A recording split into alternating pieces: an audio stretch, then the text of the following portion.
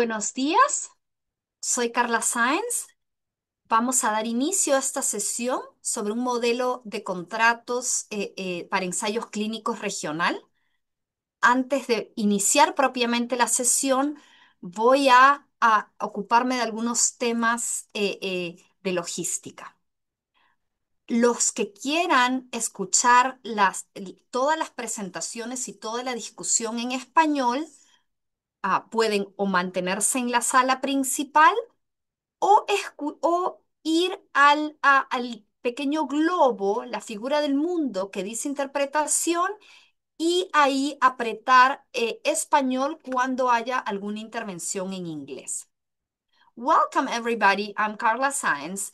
You are, Hola, buen día a most of this todos. Soy session will Carla be in Sáenz. Spanish. La If mayor you want parte de to la listen sesión to se realizará en español.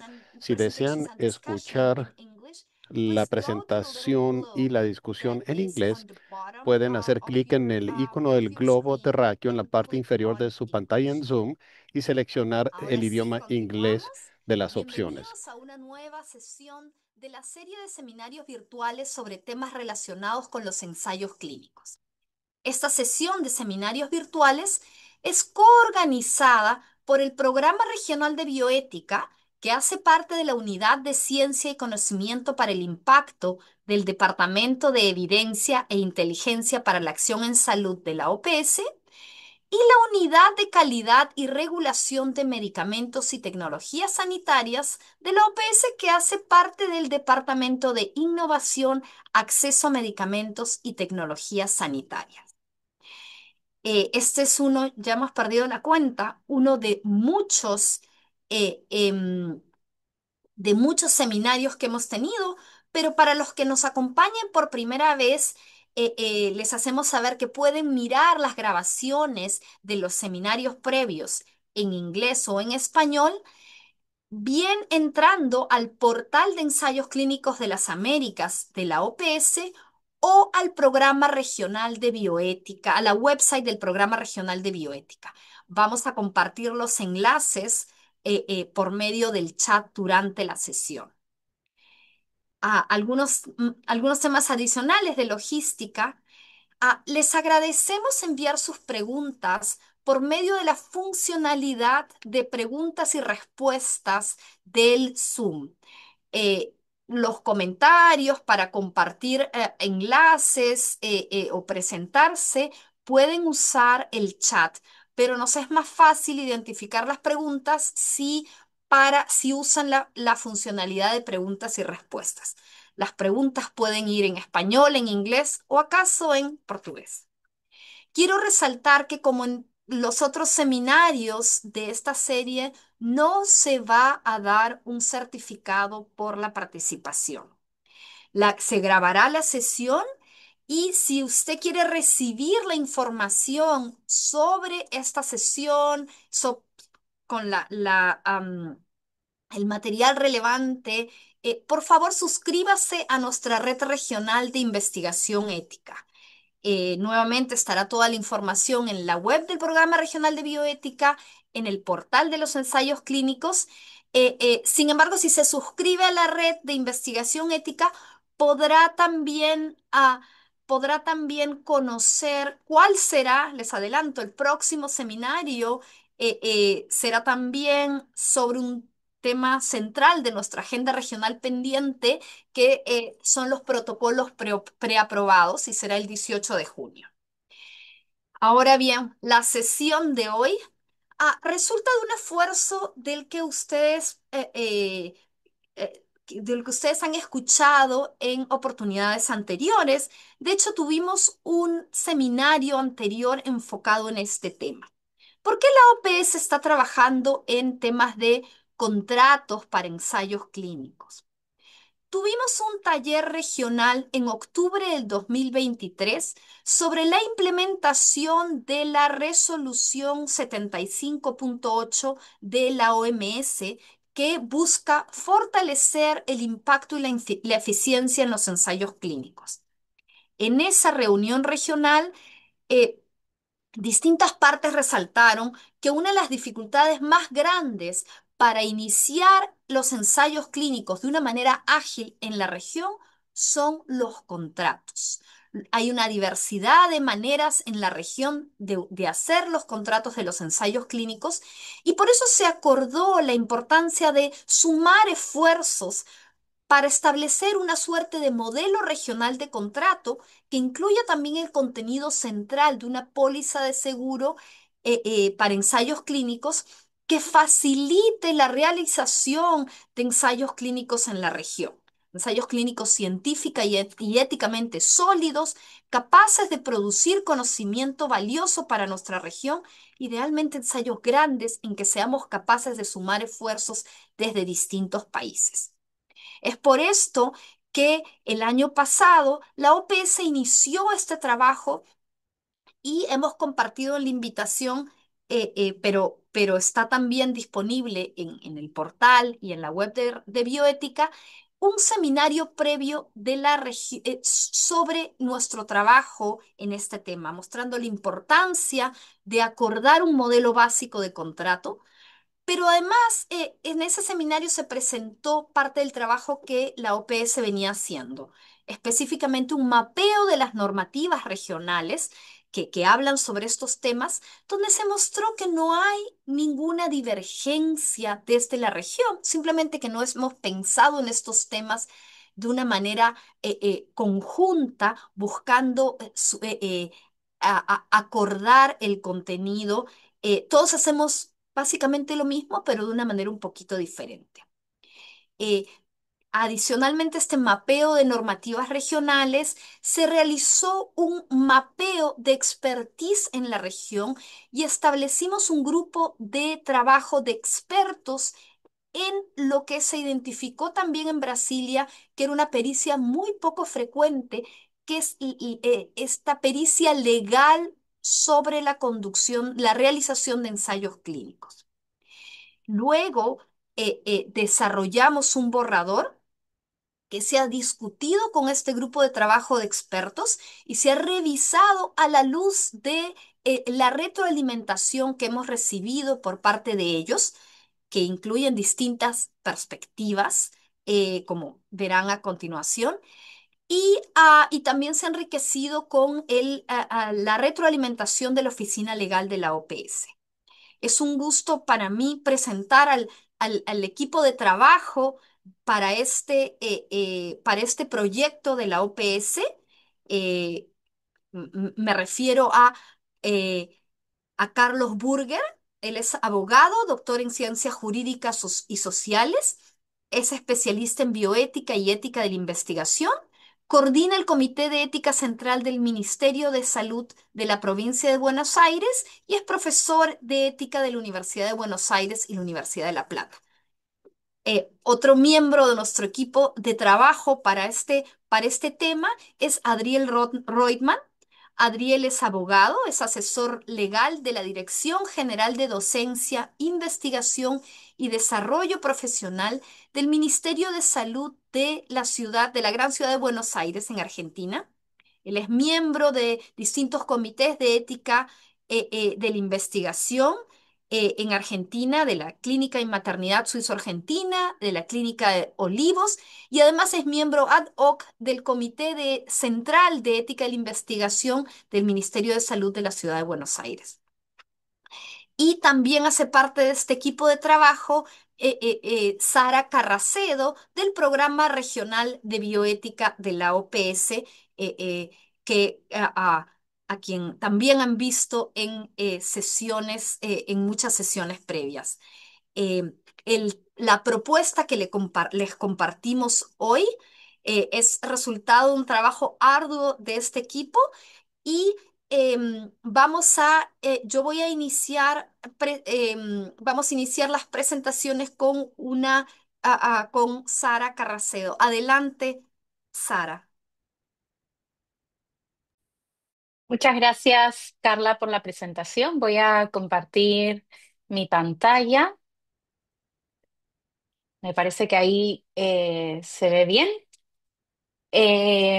Bueno, bienvenidos a a otro webinar y este que está dedicado al modelo de contrato para ensayos clínicos. Voy a iniciar esta sesión con algunas consideraciones generales de este modelo en el cual hemos trabajado. Y creo que lo primero es tener una noción de qué son estos contratos para ensayos clínicos. En principio, esos contratos son acuerdos jurídicamente vinculantes que van a establecer los derechos, las obligaciones de las partes involucradas en la realización de un ensayo clínico, pero también va a consignar estos aspectos administrativos y económicos relacionados con el ensayo clínico. Tener estos contratos no es una mera exigencia formal, sino que permite especificar las responsabilidades legales de las partes para proteger sus intereses y los intereses de los participantes. Este contrato define claramente cuáles son los aspectos financieros de la realización de los ensayos clínicos, el presupuesto, los honorarios, etcétera, y así se promueve la confianza y la transparencia entre las partes involucradas en el ensayo clínico. Estos contratos se elaboran, se negocian y se firman en el marco de diversas normas. Las dos primeras son los estándares éticos internacionales y regulatorios. Tenemos las pautas éticas para la investigación relacionada con la salud con seres humanos del CIOMS y la guía de buenas prácticas clínicas de la Conferencia Internacional para la Armonización. Además de estos dos marcos internacionales, tenemos el derecho nacional aplicable, que es tener en cuenta las regulaciones, las leyes, la normativa en general nacional sobre las investigaciones, pero también aquellas normas que están relacionadas con el régimen contractual, con el régimen de responsabilidad civil, otras normas de orden público que deben aplicarse a estos contratos y también, en algunos casos, dependiendo, el derecho extranjero aplicable puede ser, que hace referencia, perdón, a este derecho de una jurisdicción extranjera, de afuera, que entre las partes se decide aplicar supletoriamente o complementariamente al contrato. ¿Cuál es el contexto y justificación de estos contratos? Las buenas prácticas clínicas exigen que antes de iniciar un ensayo clínico tenemos que establecer acuerdos que van a regular los aspectos financieros, los roles y las responsabilidades y que dentro de esos acuerdos tienen que establecerse aspectos claves como aquel que está relacionado con la responsabilidad ante posibles daños a los participantes.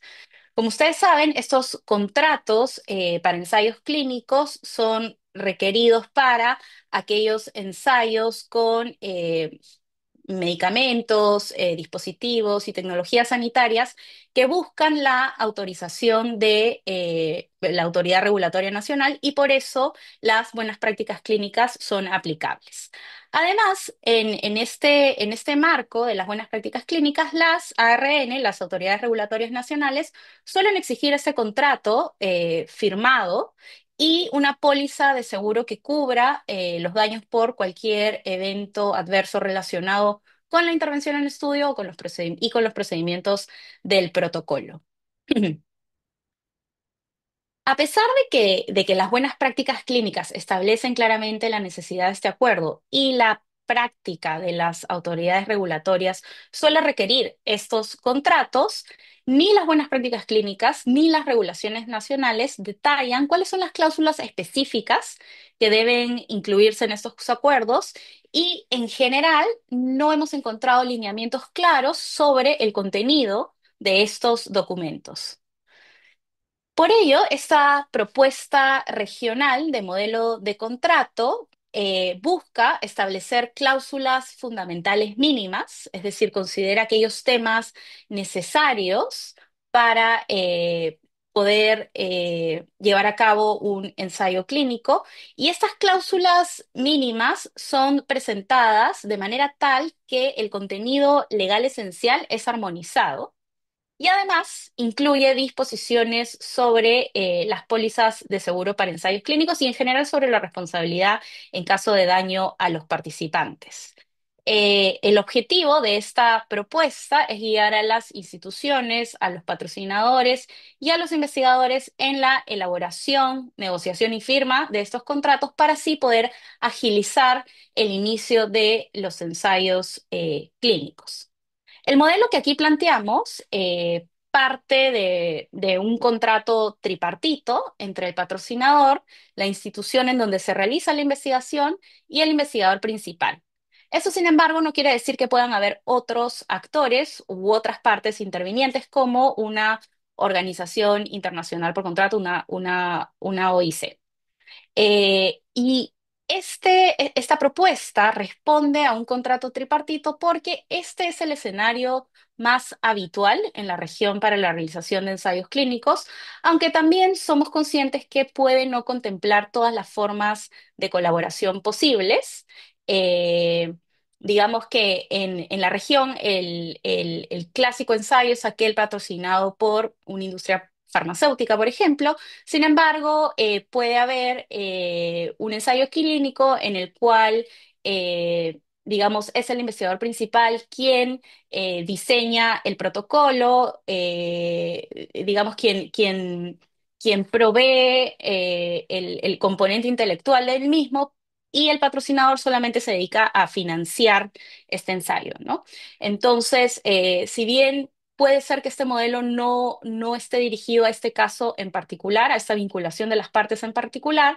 Creemos que las cláusulas en general son una referencia útil para otras formas de colaboración, otras formas de vincularse para realizar ensayos clínicos. Ahora lo que quiero hacer es destacar algunas cuestiones sobre este modelo. Y el primero es el rol activo que se le está otorgando a las instituciones. Este modelo parte de un enfoque centrado en fortalecer el liderazgo institucional. Las instituciones donde se realizan investigaciones tienen que tener un rol protagónico en la gestión integral del ensayo clínico desde el inicio hasta el final y no debemos concebir a las instituciones de investigación como simples proveedores de infraestructura o proveedores de recursos o de recursos humanos, sino que tenemos que tener claro que esta gestión integral de los ensayos clínicos por parte de las instituciones incluye proporcionar ese soporte técnico y operativo a los investigadores en todas las etapas del ensayo. Y esto fue algo que también se discutió en Brasil, esta necesidad de los investigadores de tener este soporte por parte de sus instituciones. Esto evidentemente hace que se consolide una cultura de investigación en la institución y además fortalecemos esta profesionalización de los ensayos clínicos en la región. Otro aspecto que quiero resaltar es el de la inclusión del investigador. El investigador es parte del contrato porque con su involucramiento el investigador principal está reconociendo y aceptando los términos del contrato y asumiendo el rol como líder en la ejecución del ensayo clínico y así también se refuerza el compromiso con la protección a los participantes. Finalmente, quiero decir algunas cuestiones sobre el alcance de esta propuesta. Como lo he mencionado, este modelo propone un conjunto mínimo de cláusulas esenciales y están orientadas a garantizar una relación jurídicamente válida entre las partes, promover un contrato equilibrado, justo y transparente entre las partes y asegurar una asignación clara de responsabilidades. Todos saben qué es lo que deben hacer y a qué se están comprometiendo con ese contrato.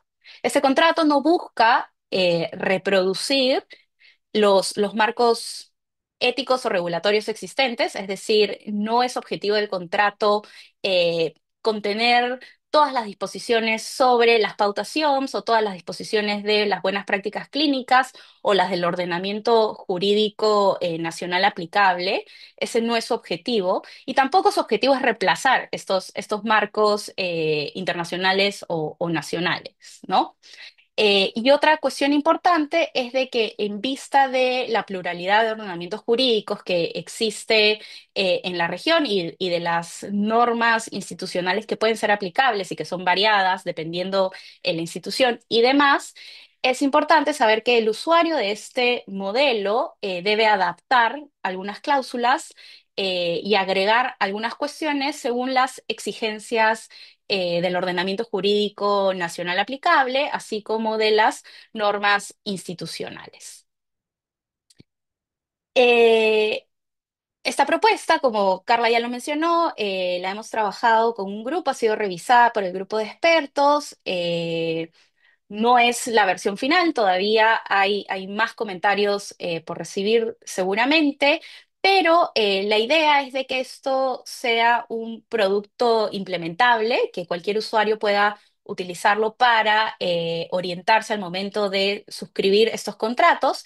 Y lo que buscamos es que se promueva la seguridad jurídica en la realización de los ensayos clínicos, se fortalezca la gobernanza de los ensayos, se facilite la convergencia nacional en esos temas, en esos aspectos legales, en los contratos para ensayos clínicos, y así se pueda fortalecer la realización de ensayos clínicos en consonancia con los estándares internacionales. Yo no voy a entrar en detalle, esto Carlos lo va a explicar mejor, pero estas son algunas de las cláusulas mínimas que están recogidas en este modelo de contrato. Son 21 los temas y van desde aspectos generales, ¿no? ¿Cuál es el objeto del contrato? ¿Cuáles son las partes involucradas? ¿Qué estándares internacionales se aplican? ¿Qué normativa nacional se debe aplicar? Las responsabilidades del investigador principal, del equipo de investigación, de la institución de investigación, del patrocinador, protección de datos personales, cuál es la información confidencial de las partes y cómo ésta debe utilizarse, y la obligación de confidencialidad. Eh, ¿Qué es lo que se necesita para la supervisión por parte de un comité de ética del ensayo clínico, para la fiscalización por la autoridad regulatoria nacional? ¿Cómo se van a gestionar y archivar la documentación del ensayo? Las cláusulas referidas a la compensación por daños a los participantes y la póliza de seguro, publicación del ensayo clínico y derechos de propiedad intelectual. Y en fin, son las cláusulas, como les mencionaba al inicio, fundamentales para garantizar una relación contractual equilibrada, justa entre las partes en aras de garantizar la realización de ensayos clínicos en consonancia con los estándares internacionales. Muchísimas gracias y pasamos a Carlos para que pueda entrar un poco más a detalle sobre estas cláusulas. Bueno, muy buenos días. Sean bienvenidos, bienvenidas a este segundo seminario. Realmente es una actividad que ha encarado la Organización Panamericana de la Salud, que nuclea claramente dos ámbitos muy cercanos y diferentes en la gestión de ensayos clínicos, que es el ámbito del derecho, el ámbito jurídico, el ámbito del derecho de los contratos, con inclusive cuestiones éticas. No hay que olvidarse que lo que nuclea, lo que vincula al participante con el ensayo clínico es el consentimiento informado a través de su proceso y todas las garantías que implica el consentimiento informado, y el contrato pasa a ser en parte un reflejo de asignación de responsabilidades, entre ellas las garantizadas a los participantes y el vínculo contractual, logístico, legal que existe entre patrocinante, institución, investigador, sobre todo asignando funciones vinculadas a la responsabilidad civil, a la indemnidad, al régimen financiero, a toda la cuestión vinculada con pagos y financiamiento.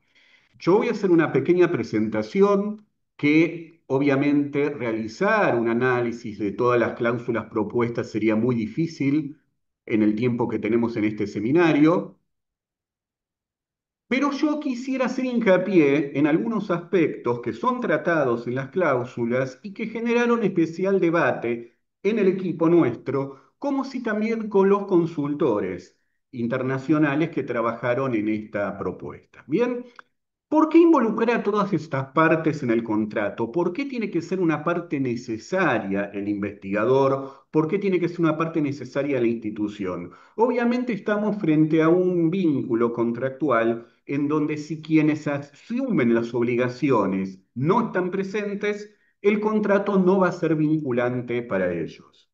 Una especial referencia al rol de las organizaciones de investigación por contrato o CRO, que técnicamente hablando, del punto de vista del derecho, son representantes de los patrocinantes, que asumen todas las tareas que le corresponden al patrocinante, tales como la gestión del protocolo, la gestión de pagos. No siempre están presentes las CRO o organizaciones de investigación por contrato.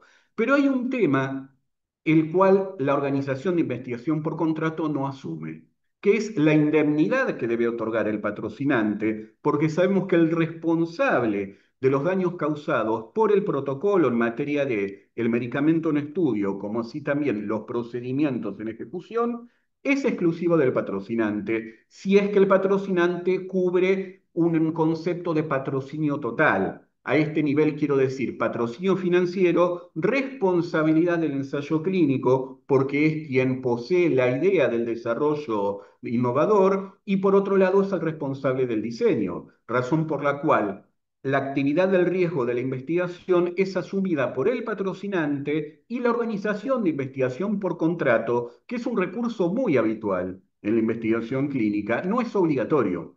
Por lo tanto, la organización puede o no estar presente en el contrato y esa es una de las cuestiones que hay que tener en cuenta que puede variar según el contratación que estemos hablando, el tipo de contratación que estemos hablando. Otro punto que también generó debate fueron las instalaciones y los medios que debe tener la institución para desarrollar el estudio. En algunas ocasiones puede ocurrir, y esto es protocolo dependiente, que la institución no tenga los suficientes recursos. En esos casos está contemplado en el modelo que la institución pueda subcontratar, tercerizar diversas áreas del protocolo. Por ejemplo, hay casos de protocolos de alto riesgo cuya institución no tiene recursos suficientes para dar una respuesta inmediata frente a una internación, frente a un evento, y sabemos que esto puede ser conveniado con otra institución. Lo mismo puede ocurrir con el tema de algunos aspectos diagnósticos o inclusive el traslado de pacientes frente a una emergencia. Todo esto obviamente debe ser conocimiento del patrocinador, pero tenemos que dejar a salvo esto, ¿no? Que muchas veces al no tener el recurso podría llegar a estar tercerizado y tener una subcontratación de parte de la institución. Porque quien tiene obligación de dar la primera atención es siempre la institución en la cual se desarrolla el estudio, independientemente de la indemnidad que pueda otorgar el patrocinante respecto de los posibles reclamos o la cobertura que tenga el seguro para atender las lesiones, que sabemos que ese seguro en realidad es contratado por el patrocinador, otorgando indemnidad a la institución y al equipo de investigación. La calificación del IP, de investigador principal, perdón, por la sigla, también fue otro tema de debate, particularmente porque muchos contratos fijan un mínimo de horas dispensables para dedicarle al ensayo clínico. Esto nos hace reflexionar también dentro de los comités cuál es el máximo que puede tener a cargo un investigador principal para que de esta manera pudiese efectuar el estudio en forma adecuada. En el modelo de contrato, ustedes van a ver que se deja muy abierta esta cláusula. Puede llegar a ser horas que se obligue o también la diligencia para cumplir con el tiempo necesario dentro de lo que exige el ensayo clínico. Respecto a la contraprestación, también es otro tema que generó bastante debate. Tenemos contemplado tanto lo vinculado a los costos directos como indirectos de la investigación, denominados también estos últimos como overhead institucional.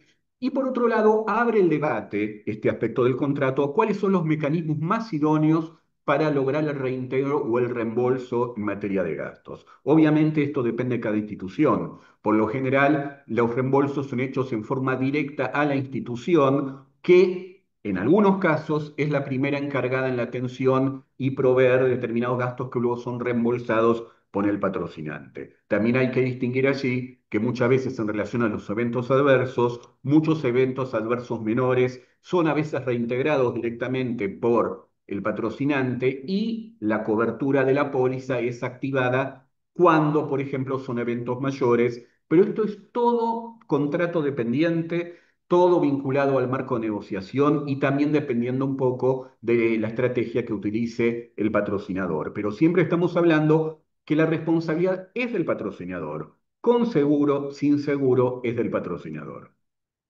En cuanto a los seguros, también ha generado debate el tema de la existencia de pólizas en materia de responsabilidad profesional. Generalmente los marcos regulatorios hablan de el seguro que cubra los daños provenientes de la droga en investigación, los procedimientos, pero no hablan de la posible negligencia, impericia, imprudencia desarrollada durante el proceso de investigación. Algunas legislaciones en algunos países hay regional que exige el seguro de mala praxis. De parte del trabajo realizado, aconsejamos que exista un seguro de mala praxis. Casi yo diría casi en un 100% los contratos de investigación clínica, esto reitero nuevamente, es negociación dependiente, no es que sea obligatorio. Generalmente los patrocinantes exigen la contratación de un seguro de mala praxis, no lo pide tanto los marcos regulatorios, pero es aconsejable tenerlo. De la misma manera que ocurre con las prácticas asistenciales, porque de lo contrario, como hay una asignación de responsabilidad al investigador por haber cometido una mala praxis,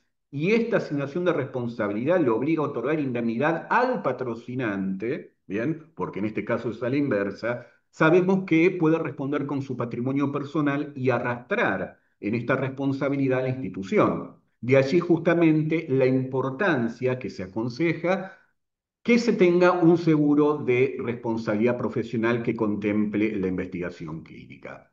La indemnidad, obviamente, frente al reclamo de terceros, reclamos que pueden ser justificados o injustificados, pero sabemos que la indemnidad que va a otorgar el patrocinador va a ser siempre en la medida en la cual el equipo de investigación haya cumplido los pasos del protocolo como corresponden y que esto no se deba, el reclamo, a una mala praxis, porque en ese caso entonces la indemnidad, como decíamos, es dada a la inversa. Es interesante entender que tanto la cobertura de eventos adversos como la protección en cuanto a indemnidad debe estar vinculada a todo reclamo que tenga relación tanto con la administración del fármaco como también con los procedimientos del estudio.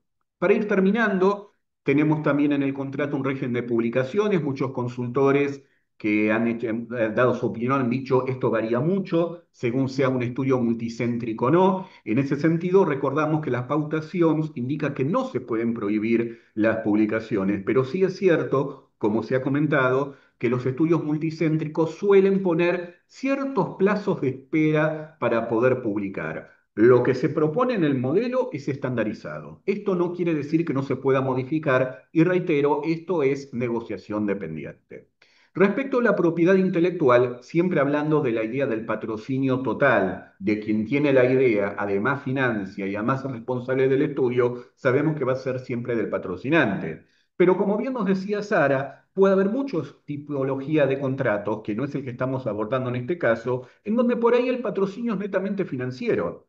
Y la idea es del equipo de investigación, la idea es de la institución. En ese caso, las reglas de propiedad intelectual van a cambiar, porque si recibe solamente el patrocinio financiero, es muy probable que lo que pida a cambio el patrocinador financiero es por ahí alguna transferencia de datos, habría que ver el acuerdo específico, pero la propiedad intelectual queda del lado de la institución y queda de parte del equipo de investigación. Eso hay que tenerlo en cuenta porque este tema, la propiedad intelectual, va a poder variar según el rol que cumpla cada uno en el contrato.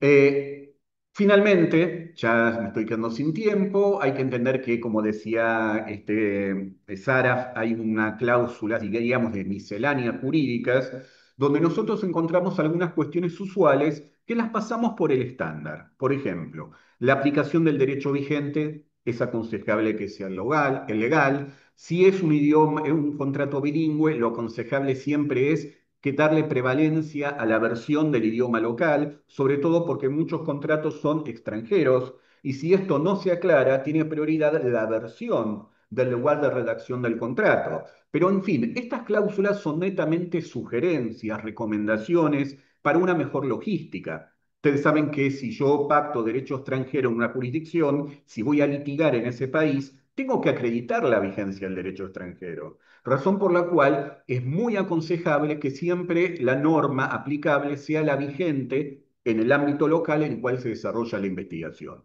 También algunas cuestiones vinculadas, por ejemplo, a si, en dónde se pacta jurisdicción. Eso es obviamente negociación dependiente. Nosotros sugerimos siempre que sea en los tribunales locales con relación al centro de investigación. Y en cuanto a la vigencia del contrato, nos pareció muy importante destacar que cuando se contemple la posibilidad de una rescisión contractual, y sobre todo por motivos administrativos, cuando a veces obedece a falta de financiamiento, porque se retira el estudio por cuestiones internas del laboratorio o porque se decide retirar la inversión en la región, bueno, siempre es necesario que esas resoluciones de contrato sean teniendo en cuenta cuál es la situación médico-clínica de los participantes, estableciendo medidas seguras para retirar al participante y que vuelva a la atención habitual. Bueno, si no me equivoco, sí, esta fue la última presentación. Yo con esto lo que quise es marcar algunos puntos que particularmente han señalado quienes revisaron el modelo. Queríamos por eso hacer una pequeña devolución, pero como decía Sara, esto está en constante revisión y muchas cuestiones, como les he explicado, son dependientes del tipo de protocolo, del tipo de rol que cumplan las partes.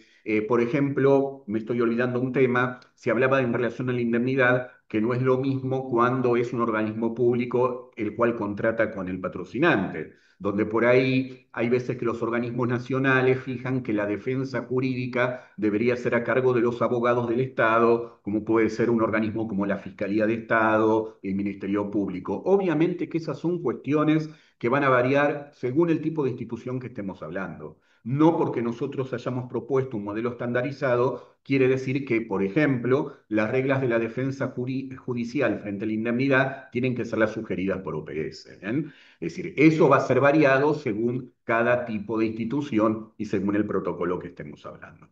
De mi parte, muchas gracias. Creo que dimos un pantallazo general. Esperamos los comentarios, las sugerencias y me quedo para posibles preguntas al finalizar. Muchas gracias.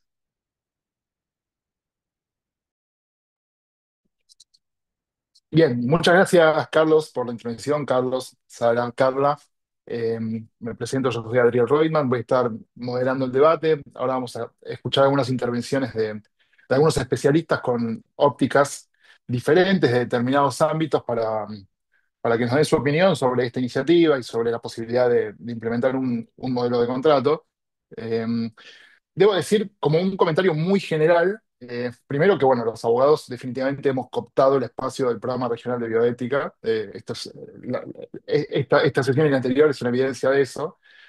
Dentro de este grupo reducido de abogados que trabajamos en Derecho de la Salud, más reducido que trabajamos en espacios de bioética o ética en investigación o regulación para ensayos clínicos, debo decir que no somos tantos los colegas que compartimos esta especialización y en general la mayoría suele trabajar para la industria farmacéutica, para las empresas privadas que funcionan como financiadores de ensayos clínicos.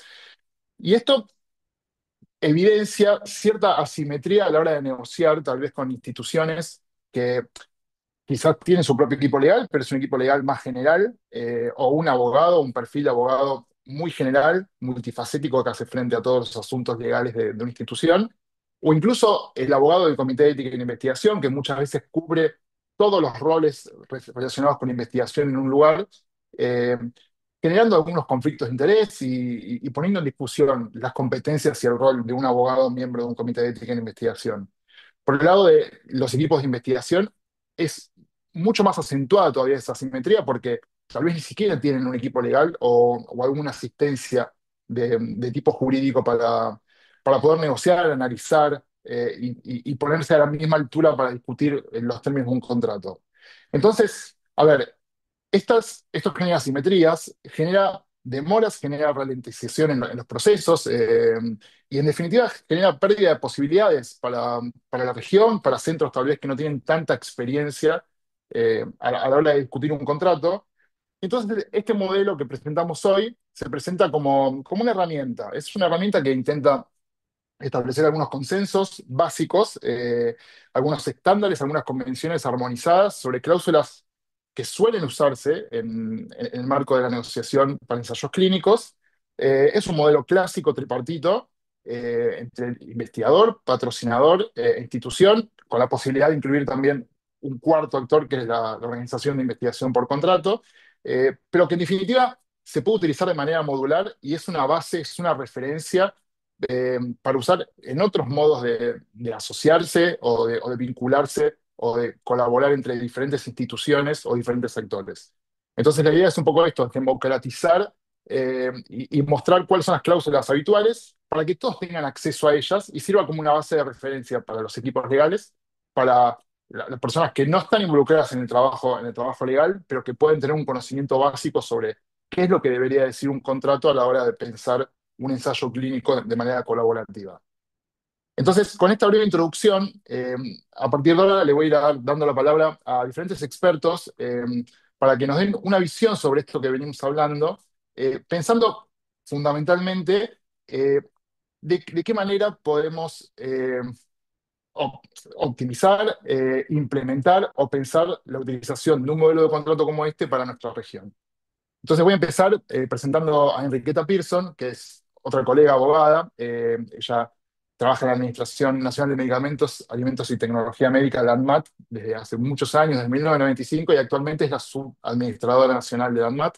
Así que le doy la palabra para que ella nos comente un poco sus opiniones y luego seguimos con los próximos. Muchas gracias. Muy buenos días a todos. Agradezco la introducción y en primer lugar la invitación para como panelista en este seminario. Me uno a todos los comentarios efectuados al inicio de este seminario. Y como dijo Adriel, perdón, efectivamente me desempeño en ANMAT hace bastantes años y me he dedicado en mi labor jurídica hasta el año pasado a intervenir en todo lo relacionado con ensayos clínicos. Quiero nada más que desde el punto de vista que a mí me ha tocado ser testigo, ¿no? He sido parte y he visto cómo se fue desarrollando la normativa en ANMAT, que de una norma del año 1985 al año 1996 se dictó la primera normativa, así más completa, en la cual se incorporaron ya desde ese entonces las pautas nacionales y internacionales, me quiero referir en realidad sobre los ensayos clínicos, ¿no? Tomando en consideración lo que estaban haciendo países de alta vigilancia y bueno, la incipiente norma ICH que había salido en el año 92, etcétera, ¿no?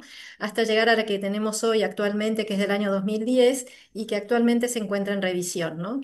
Siempre el objetivo sustantivo, ¿no? de la normativa que se fue dictando fue garantizar al máximo, ¿no? el cumplimiento de las reglas establecidas, tanto nacionales como internacionales, preservar la dignidad del paciente, ¿no?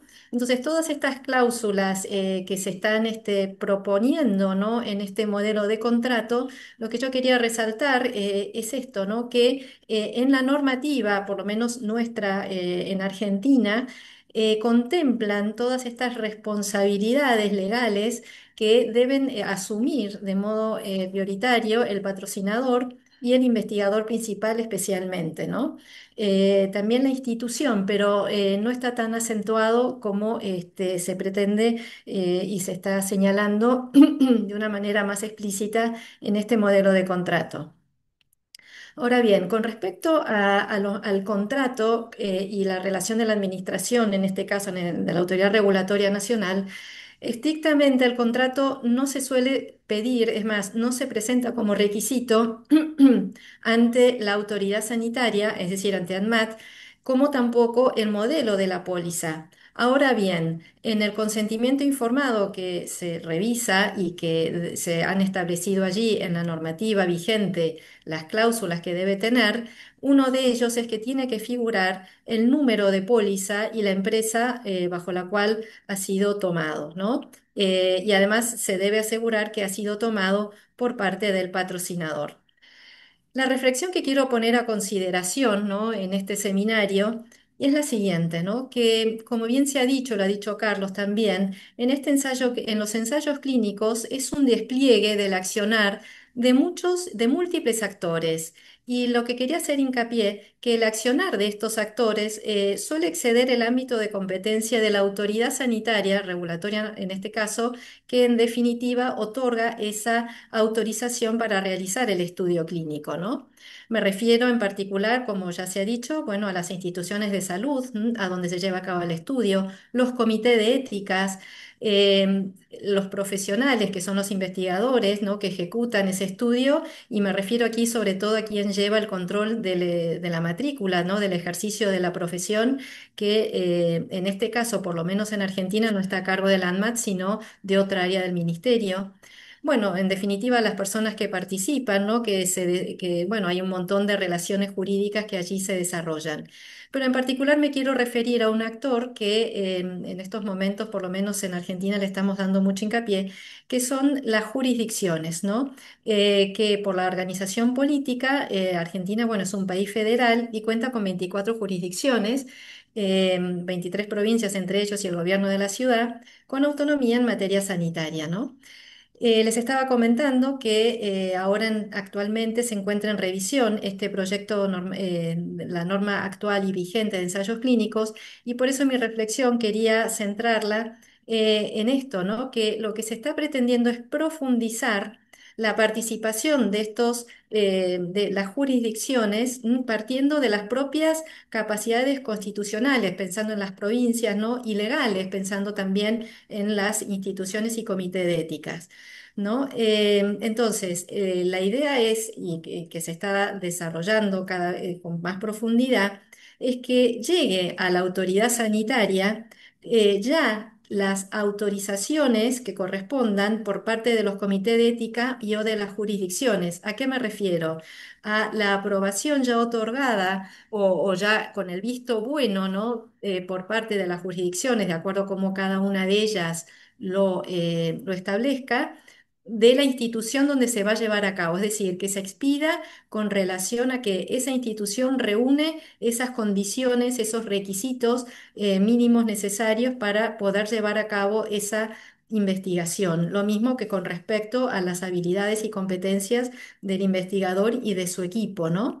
Y esto ya se intentó en otras normativas y modificaciones previas que tuvimos en la normativa, que se llevaron en el año 18, pero no han logrado alcanzar ese objetivo de una manera total, ¿no? Por lo tanto, lo que yo planteo en este seminario es el desafío que se nos presenta por delante, porque estas cláusulas sobre todo las que se refieren a las responsabilidades del patrocinador, del investigador, que bueno, que muy bien la señaló Carlos, están contempladas dentro de la norma legal de la disposición ANMAT que regula los ensayos clínicos de modo genérico, ¿no? Respetando y con la focalizado especialmente en respetar la dignidad y los derechos del paciente y del participante, ¿no? Entonces me parece que el gran desafío es cómo lograr, ¿no? El desarrollo de estas capacidades de evaluación por parte de las jurisdicciones y de los comités de ética con respecto a los contratos y a la revisión de los seguros, para que la autorización final, ¿no? De los ensayos clínicos se realice de una forma adecuada y sobre todo en tiempos aceptables, que es también uno de los grandes desafíos que se nos presentan por delante, ¿no? Por eso considero, ¿no? Que este modelo que se está proyectando, que se ha trabajado y que se propone a través de OPS, constituye la verdad que una herramienta, me parece muy valiosa para poder armonizar esos criterios esenciales que agilicen este trabajo, esta participación por parte de estos otros actores que he señalado recién, que asimismo también creo yo que podrán también ser la base para futuras normativas que cada país de la región pueda dictar en los distintos ámbitos y que puedan contribuir, ¿no? Para que puedan realizarse de una manera cada vez más ágil. Bueno, con respecto al resto de las cláusulas, etcétera, que señaló Carlos, Bueno, han sido debidamente, bueno, he tenido una participación allí y se han receptado alguna de ellas, especialmente en lo que se refiere a las instituciones, ¿no? Que a veces no tienen todas sus capacidades para poder realizar de infraestructura, como otras pautas también. Pero bueno, con esto quería un poco cerrar y señalar, ¿no? Este gran desafío que a mí me parece que está en el desarrollo de las capacidades de evaluación, ¿no? Por parte de los distintos actores y que creo que este contrato, que este modelo de contrato puede contribuir de una manera muy favorable para que cada país, ¿no? Y en cada región de la región pueda tomar, ¿no? Una gran puedan, digamos, realizarlo, ¿no? De una manera adecuada y sobre todo esto, ¿no? En tiempos aceptables. Bueno, Adriel, muchas gracias y a todos los que están escuchando. Muchas gracias, Enriqueta, por tu intervención. Ahora vamos a pasar a la mirada del equipo de investigación. Le voy a dar la palabra a Luis Felipe Reyes, que es investigador, es médico intensivista de la Universidad de La Sabana y de Oxford. Luis, adelante. Bueno, Adriel, muchísimas gracias y a todos muchísimas gracias por la invitación. Escuchando un poco a a los abogados, digamos que el detalle de las cláusulas y de los contratos per se es fundamental para la ejecución de los proyectos de investigación. Y siempre me recuerdan las interacciones que tenemos con nuestros propios abogados en en la universidad y en la clínica. Cada vez que vamos a firmar unos contratos para ejecutar proyectos de investigación colaborativos. Y siempre son las mismas discusiones sobre las cláusulas de propiedad intelectual, sobre las cláusulas de los seguros que debemos tener. Al igual que se dijo recientemente, la creciente preocupación sobre la mala praxis y los seguros asociados a la mala práctica son cada vez más frecuentes en los contratos y en las discusiones con los abogados. Em, por tanto, el tener un modelo de contrato como el que está proponiendo OPS, creo que es una ventaja grandísima para poder tratar de aclarar conceptos. OPS tiene, yo creo que una gran ventaja y una gran responsabilidad a la vez, y es que todo lo que viene de OPS, los países los países miembros y las universidades de estos países lo ven con muy buenos ojos. Entonces yo creo que el generar este tipo de contratos, de modelos de contrato, facilitará mucho la definición de cada uno de esos componentes de los contratos y que los distintos entes que se ven involucrados en los proyectos de investigación y en la revisión de estos contratos se pueden aclarar los conceptos y se puede entender que cuando viene una instrucción desde OPS o por lo menos una propuesta desde OPS, puede ser percibido con con muchos mejores ojos. Sin embargo, me genera varias preguntas en cuanto a a la posibilidad de implementación de estos modelos de contrato. ¿Y por qué lo digo? Porque normalmente yo trabajo en la Universidad de La Sabana en Bogotá, Colombia, y tenemos proyectos colaborativos con muchas instituciones a nivel global. Em, Instituciones tan complejas como el Wellcome Trust, el Gates Foundation o incluso la misma Universidad de Oxford. Todas estas instituciones tienen per se modelos de contratos establecidos. Entonces me pregunto cómo podemos hacer el modelo de alineamiento entre lo que estamos proponiendo nosotros o lo que está proponiendo la OPS a partir de este modelo y los modelos ya establecidos por estas grandes instituciones. ¿Y por qué creo que esto es fundamental? Creo que esto es fundamental porque en América Latina y en muchos otros lugares con recursos limitados, los fondos de investigación provienen generalmente de grandes entes financiadores. Llámese el Instituto Nacional de Salud de los Estados Unidos, Wellcome Trust, Gates, Horizonte, bueno, las distintas fundaciones. Y estas estrategias de financiación vienen con contratos predeterminados. Y nosotros en esos casos somos, aunque podemos ser parte del grupo investigador que concibe el proyecto, del grupo investigador que diseña el mismo, eh, tendremos que involucrarnos en la firma de contratos con estas entidades que tienen modelos ya establecidos. Lo mismo va para las universidades. Recientemente estábamos revisando un contrato que firmamos con la Universidad de Toronto para la ejecución de un proyecto de investigación.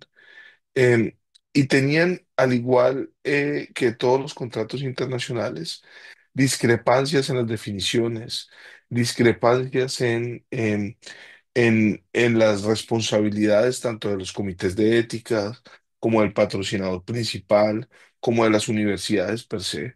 Y cuando digo discrepancias es que habían discrepancias entre los conceptos que manejábamos en las universidades en Colombia y los conceptos y responsabilidades que se manejan en las universidades internacionales o en los entes financiadores internacionales. Y estamos en desventaja. Estamos en desventaja porque ellos son los que están proveyendo el dinero, ellos son los patrocinadores de los proyectos y tendremos que diseñar no solo un modelo de contrato, sino un modelo de implementación y de alineación de estos contratos con entes multinacionales o universidades e instituciones localizadas en otras latitudes. Y eso es fundamental porque en Latinoamérica o en la región existen modelos de contrato, existen políticas institucionales para firmar este tipo de contratos colaborativos, pero cada vez que nos enfrentamos con el que está patrocinando, con el que está trayendo el dinero para el proyecto, hay una desalineación importante.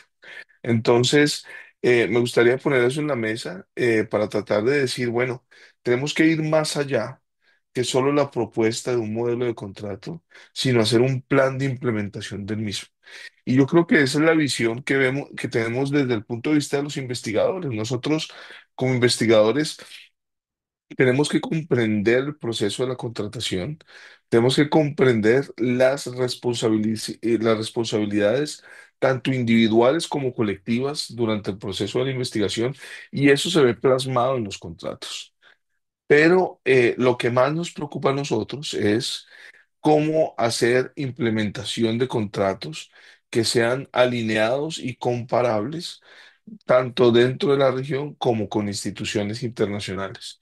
Y creo que ese será el siguiente paso, será el siguiente paso una vez acordemos un modelo de contrato que sea aplicable para las necesidades de la región y un modelo de contrato que sea aplicable para las responsabilidades de cada uno de los miembros dentro de la región, tomar eso y tratar de hacer una alineación con los principales entes financiadores y sobre todo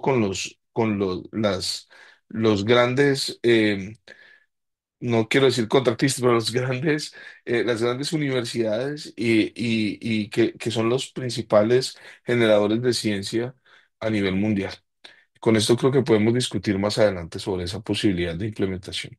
Muchísimas gracias. Muchas gracias, Luis. Creo que bueno, has tocado un punto bastante interesante que tiene mucho impacto respecto a esto. Intuyo que los desafíos de la implementación serán el próximo paso.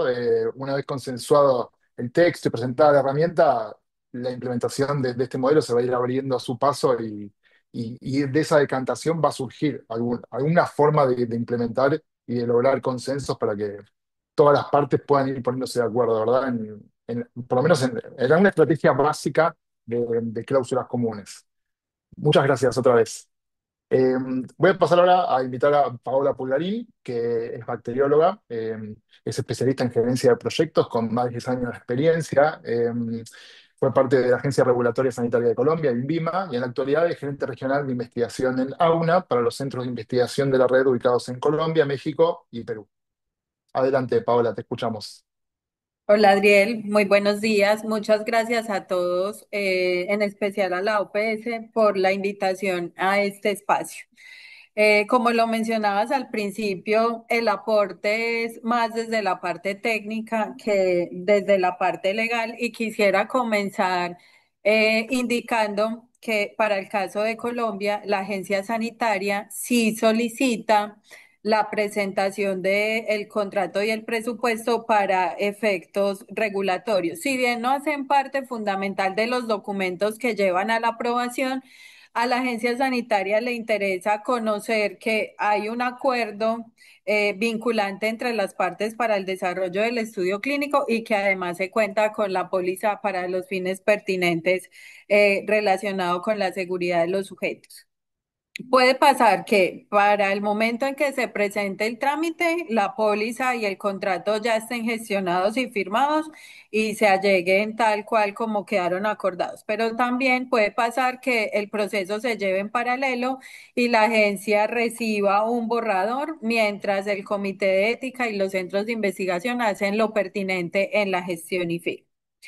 Con respecto a tener un documento con una mirada regional como esto, es algo para celebrar, teniendo en cuenta que no hay ni lineamientos ni guías que permitan dar una luz sobre el tema y queda en una zona gris a interpretación o queda como del lado o la pelota, como decimos en Colombia, queda del lado de los equipos jurídicos de cada uno de los centros de investigación y muchos de los centros se adhieren a esos contratos macro que ya se vienen gestionando desde la industria farmacéutica para los estudios clínicos patrocinados por dichas compañías.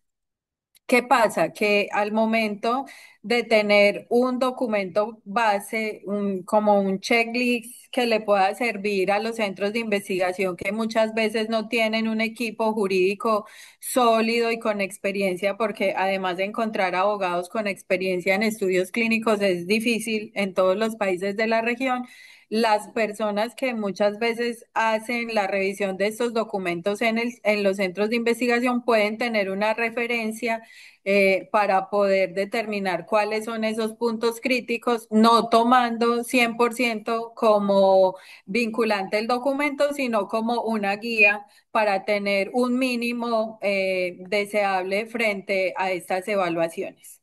El otro punto tiene que ver con lo que aporta tener esos documentos estandarizados. Ojalá se pudieran lograr trabajar otros puntos importantes y es que se tiene la concepción de que los tiempos regulatorios para el inicio de un estudio clínico dependen solamente de la región y creo que en varios espacios, especialmente en Colombia, hemos hecho algunos estudios que muestran que el 45% de los tiempos regulatorios que tarda iniciar un protocolo desde que se inicia el proceso de factibilidad hasta que se aprueba el estudio clínico no dependen solamente de la agencia sanitaria, sino que más o menos el 40% depende de la puesta en marcha del centro de investigación y todos los trámites previos asociados a la preparación del paquete regulatorio, a la gestión del contrato,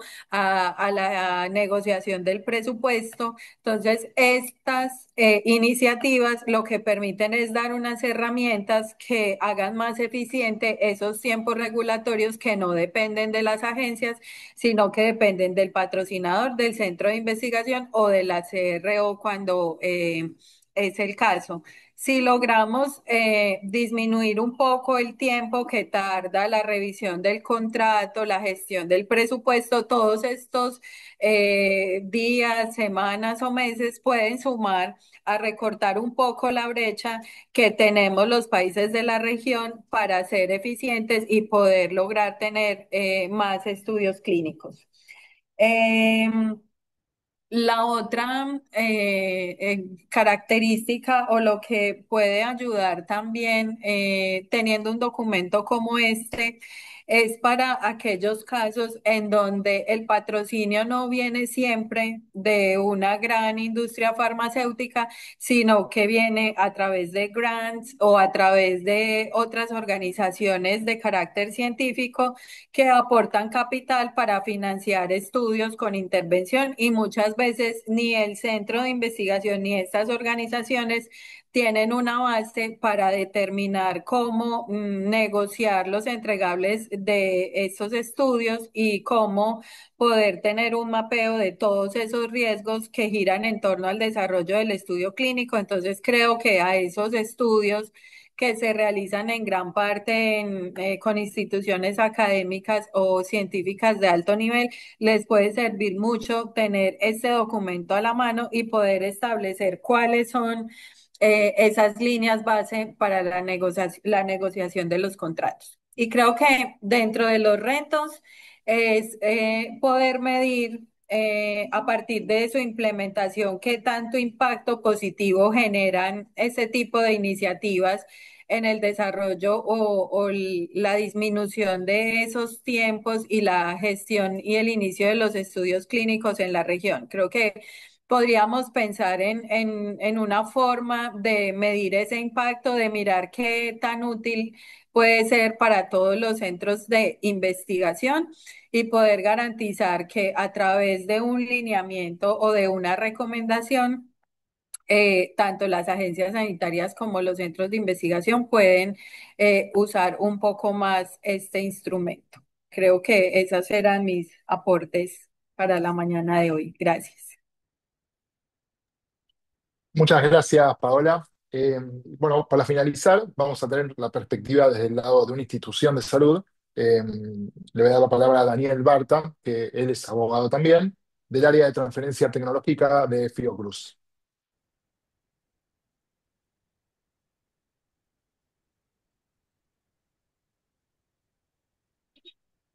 Daniel, adelante.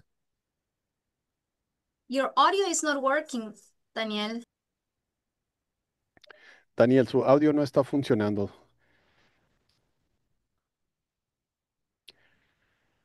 No se le escucha a Daniel.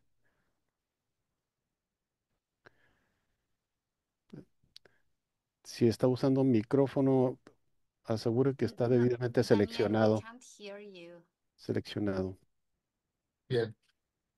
Bueno, mientras Daniel intenta resolver, yo aprovecho el espacio para recordar que si tienen preguntas que quieran hacer a los expositores, pueden utilizar el espacio de preguntas y respuestas, no la parte de comentarios, que estamos leyendo ahí todo lo que van preguntando para luego discutir en la parte final del evento.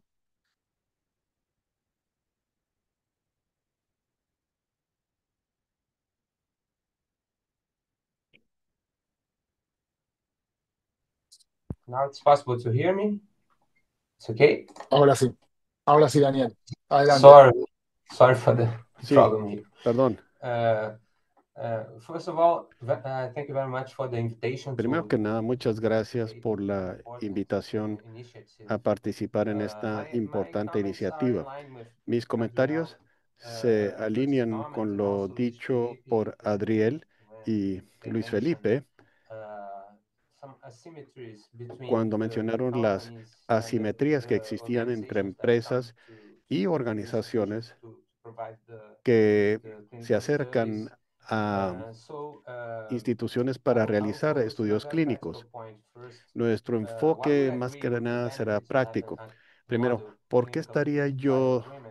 de acuerdo con tener este In many modelo cases, the de sponsor, contrato usually a para pharmaceutical ensayos company clínicos? or En muchos an casos, los authorized patrocinadores, organization, generalmente una empresa approaches the research farmacéutica, se director acerca with their own con el contract in director de place. investigación Already, y they ya argue tienen that it's already contratos pre-approved by the legal en department pie and que they han sido cannot be aprobados por el changed. departamento jurídico que So no se the pueden challenge, the challenge modificar. here En is estos casos, el the institution desafío may not have es the bargaining power to impose que their own la model. institución tal Although vez no I tenga agree, we understand that this is el the poder model de that they are negociación. proposing. It's a Dice, tool entiendo que se propone este modelo de contrato y que la institución debe adecuarlo según sus necesidades, pero es posible que las instituciones no tengan ese poder de negociación para imponer este modelo a raíz de plazos limitados y otros problemas.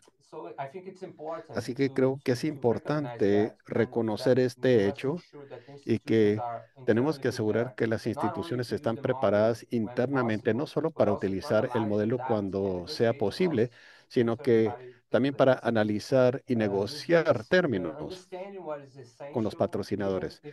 Se tiene que entender lo que es esencial, aunque no se utilice el contrato modelo.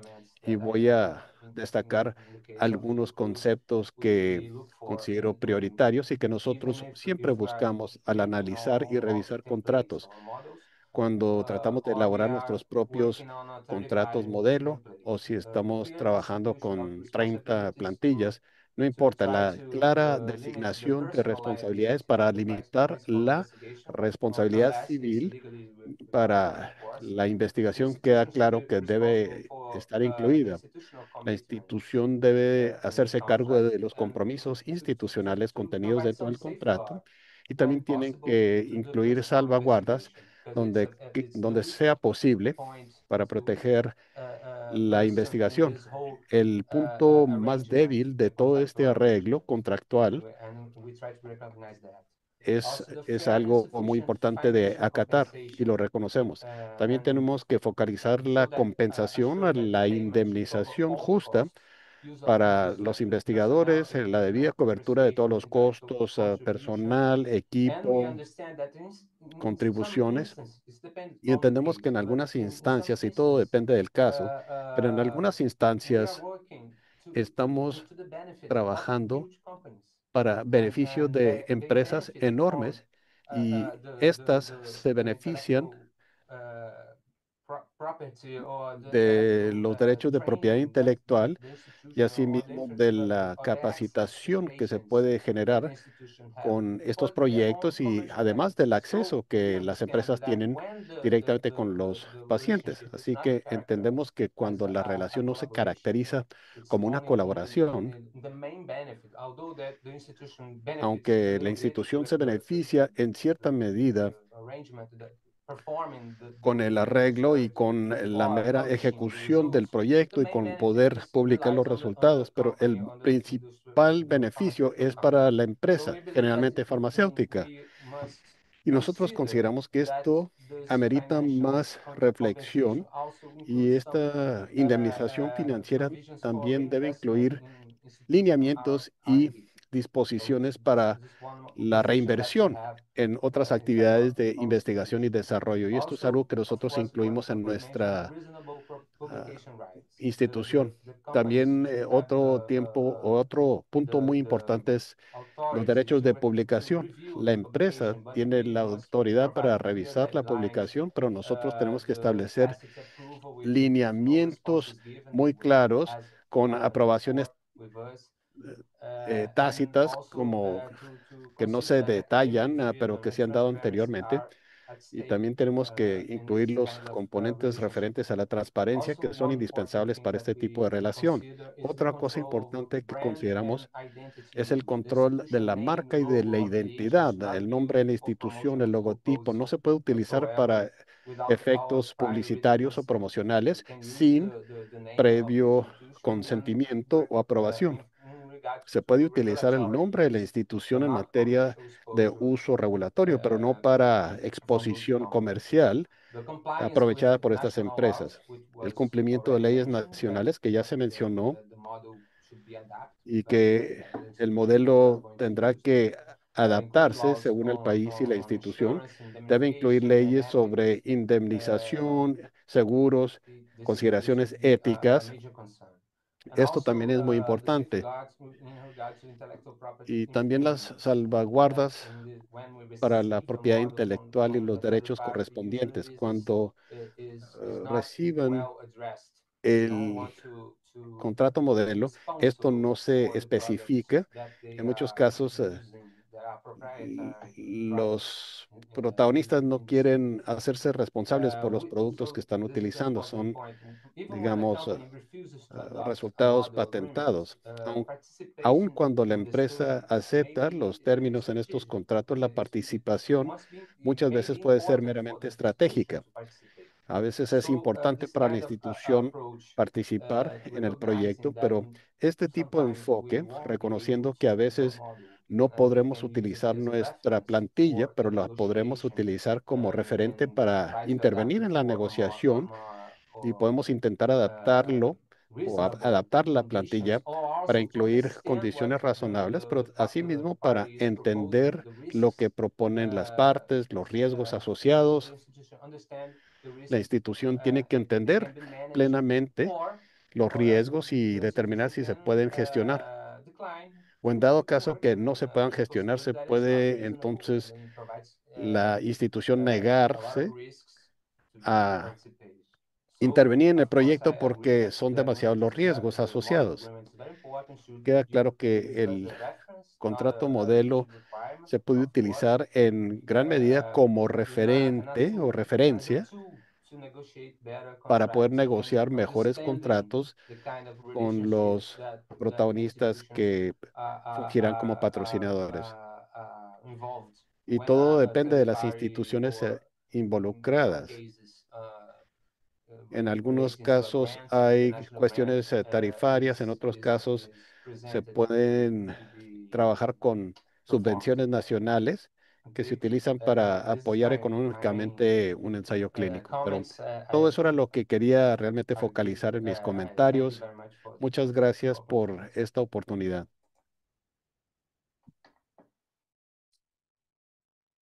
Muchas gracias, Daniel, por compartir tu experiencia en la institución. Creo que también es un aporte valioso y es importante tenerlo en cuenta y considerarlo. Bueno, ahora voy a invitar a Carlos Burger y a Sara Carraceo, otra vez que se nos sumen, para formularles algunas de las preguntas, de las muchas preguntas que hemos recibido a propósito de lo que se ha dicho en la actividad. Y quisiera empezar por tal vez la primera que se hizo, que tiene que ver directamente con el modelo que se va a compartir, con este modelo de contrato, y preguntarle si existe algún tipo de restricción o recomendación en el uso, o es suficientemente genérico para aplicarlo a todos los modelos de ensayos clínicos que se puedan hacer.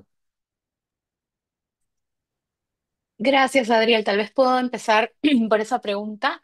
Eh, cuando se trabajó en este modelo, en principio se pensó en aquellos contratos que son necesarios para los ensayos clínicos que están gobernados por las buenas prácticas clínicas.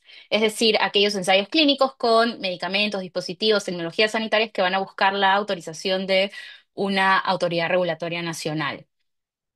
Sabemos que hay otras clases de ensayos clínicos y hay otras investigaciones que puede ser que necesiten también contratos y creo yo que ese contrato tiene muchas cláusulas que pueden trabajarse como referencia para contratos en otro tipo de investigaciones. Pero este ha estado pensado específicamente para estos ensayos clínicos gobernados por las buenas prácticas clínicas y además está pensado desde la forma más frecuente de hacer ensayos clínicos, como lo mencioné cuando hablé, ¿no?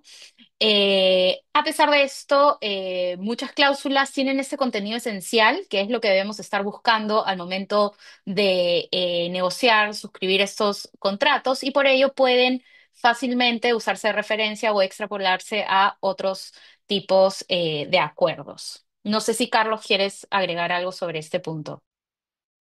No, no, coincido plenamente. Escuchándolo de Daniel, era un poco reforzar esta idea. Las plantillas por lo general establecen un mínimo indispensable sobre lo cual cada institución lo puede adaptar de acuerdo a sus necesidades. Yo creo que todos estamos más o menos de acuerdo cuáles son los puntos álgidos de discusión y los que pueden generar siempre mayores trabas en las negociaciones. Hemos hablado de responsabilidad, hemos hablado de propiedad intelectual, de cómo utilizar los nombres, de cómo dar prioridades o no para las publicaciones, los derechos a reclamar autorías, como sí también la transparencia en los mecanismos de comunicación de datos y en todo lo que es el proceso de investigación.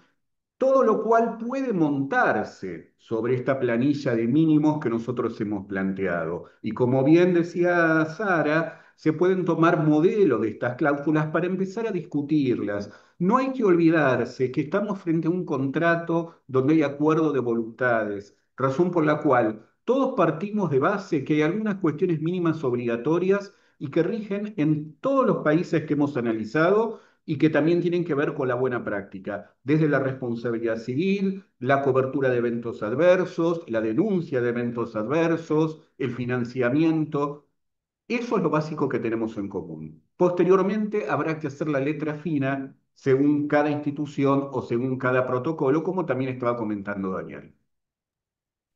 Perdón, yo quería, perdóname, Adriel, yo quería mencionar algo que Carlos justo estaba mencionando. A ver, este modelo de contrato también tiene esta perspectiva de fortalecer el rol de las instituciones al momento de hacer investigación. Y algo que decía Daniel, ¿no? Que no todas las instituciones tienen el mismo poder de negociación, los compromisos institucionales con los investigadores de cada institución son distintos, también dependiendo esta robustez que tiene cada investigación. Y por ello, la idea es que todos podamos alcanzar como institución poder negociar mejores contratos en beneficio de todos los actores, contratos justos, y por ello es este enfoque y este rol tan activo que se le da a la institución de investigación. La institución de investigación no solamente, digamos, está ahí para recibir la investigación, sino para ser parte de la gestión integral del ensayo clínico a realizar. Entonces, creo que, digamos, este modelo es flexible para reconocer esas diferencias en el grado de madurez de las instituciones que hacen investigación en la región y tener en cuenta que estas cuestiones son adaptables, como bien lo mencionaba Carlos. Antes de avanzar a la próxima pregunta, quisiera agregar que sobre lo último que decía Sara, eh, yo creo que sería bastante propicio que las instituciones participen desde la propia génesis del contrato y no a la instancia final. Muchas veces todo depende de cada modelo institucional, pero puede suceder que el investigador genere una vinculación con un patrocinador y cuando llega a la institución llega un contrato bastante consolidado y armado en etapa de firma y la realidad es que el involucramiento de la institución desde el principio de la negociación hace que funcione mucho mejor para todas las partes, incluso para el investigador. Puede ser el apoyo y esa espalda que a veces el investigador no tiene desde el punto de vista legal para negociar. Eh, Cambiando un poco de tema, pero vinculado con esto, voy a sintetizar varias consultas que han habido en este sentido en una única y tiene que ver con qué rol creen ustedes que debería tener el Comité de Ética en Investigación a la hora de la evaluación, tanto de los contratos como de las pólizas. Y les pido que se despojen de cualquier tipo de noción normativa local, de lo que pueda decir la legislación de cada lugar, sino planteado como idea, ¿cuál es el rol que ustedes creen que debería tener el comité en la evaluación de estos documentos? A ver, yo puedo empezar. Creo que sobre los contratos de investigación, los contratos para ensayos clínicos, el comité no tiene ningún rol. Creo que este rol más bien es de la institución, de la oficina legal. Y creo que sobre la póliza, a ver, al comité lo que le interesa saber para asegurar que la investigación es éticamente aceptable es de que los participantes van a estar protegidos en caso de daños por la intervención en el estudio, por los procedimientos del protocolo, pero también por alguna, digamos, negligencia por parte del investigador, de la institución, etcétera. Entonces, la idea de revisar esta póliza, de asegurarnos que es que existan estos mecanismos para garantizar que el participante está protegido frente a estos eventos, ¿no? No creo que, digamos, tampoco que los comités tengan un rol más de abogado, no sé si me dejo entender, más de escrutinio legal de la póliza, sino simplemente de ir al fondo del asunto, que es asegurar la responsabilidad en caso de daños a los participantes, ¿no? Y sobre el contrato, en la medida que rige más estos aspectos administrativos, logísticos, operativos, integrales de la relación entre el investigador, el patrocinador y la institución, creo que no hay un rol ahí para el comité de ética porque para garantizar que una investigación es éticamente aceptable, digamos, tiene que el comité estar concentrado en la revisión y monitoreo del estudio sobre las pautas SIOMS. Esa es mi impresión sobre el rol de los comités y esos temas. De Carlos. mi, sí, sí, de mi parte, bueno, un poco Adrián comentaba, tenemos diversos regímenes legales en la región. La Argentina le impone a los comités de ética algunos puntos a revisar del contrato. El comité de ética no tiene que revisar todo el contrato, ¿bien? Sí es cierto que si uno está de acuerdo en que no es tarea del comité, es interesante que el comité de ética pueda asesorar a la oficina de contratos, de gestión de protocolos, lo que sea que exista en la institución, sobre aquellas cuestiones éticas que pueden incidir en el contenido del contrato. Porque vemos que hay mucha divergencia entre la opinión que puede tener un área legal técnica con lo que pueda plantear el comité de ética. Recuerden ustedes que lo que nuclea al protocolo, en el protocolo, al participante con el estudio de investigación es el consentimiento. Y muchas veces no se tienen en cuenta en las áreas legales, en el análisis del contrato, aquellas cuestiones éticas que tienen incidencia. Esto se resuelve muy fácil. Hay que tener una comunicación adecuada entre el comité de ética y el área legal para orientarlo de cómo encarar determinadas cuestiones. Como es una cosa tan específica, en el caso de Argentina terminó cayendo en los comités de ética. Pero creo que de no existir ese rol, debería haber una comunicación fluida entre las áreas legales y el comité para verificar que esto se cumpla.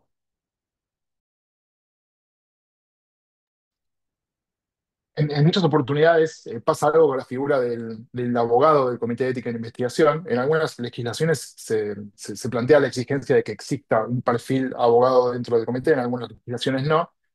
Pero sucede en algunas instituciones que ese mismo abogado que está llamado a evaluar un protocolo desde el punto de vista ético, también es el que a la postre termina revisando los aspectos financieros del contrato y termina negociando incluso con el patrocinador. Y eso es susceptible de generar profundos conflictos de interés, porque no es lo mismo lo que busca la institución cuando negocia un contrato que lo que busca un comité a la hora de evaluar ética y metodológicamente un protocolo vinculado a ese contrato. De ahí la importancia, insisto, en tratar de robustecer las áreas, oficinas de contratos, el equipo legal, o alguna instancia específica que pueda trabajar sobre estos temas en particular.